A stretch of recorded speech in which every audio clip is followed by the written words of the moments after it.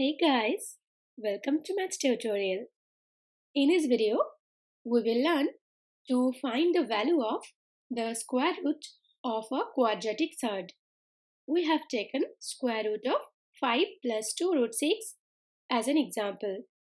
If you like the video, please consider subscribing my channel.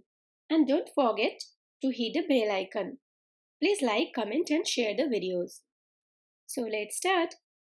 At first, we will express the number inside the square root as a square of some number.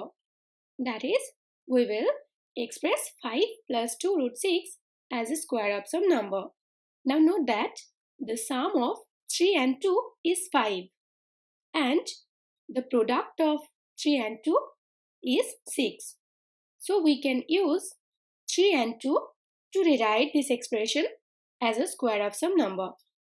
So this equal to 3 plus 2 plus 2 times root 3 times root 2.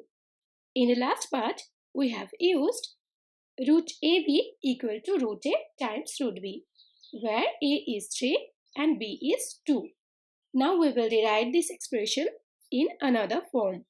That is 3 equal to root 3 whole square, 2 equal to root 2 whole square, and the last part remains same. In the first two parts, we have used the formula of root a whole square equal to a. Now look that this is in the form of a square plus b square plus 2ab. So we can easily write it as a plus b whole square, where a is root 3 and b is root 2. Now we have 5 plus 2 root 6 equal to root 3 plus root 2 whole square.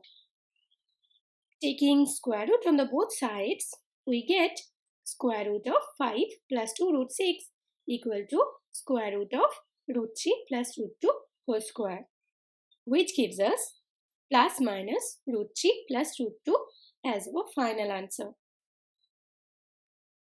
Thank you for watching.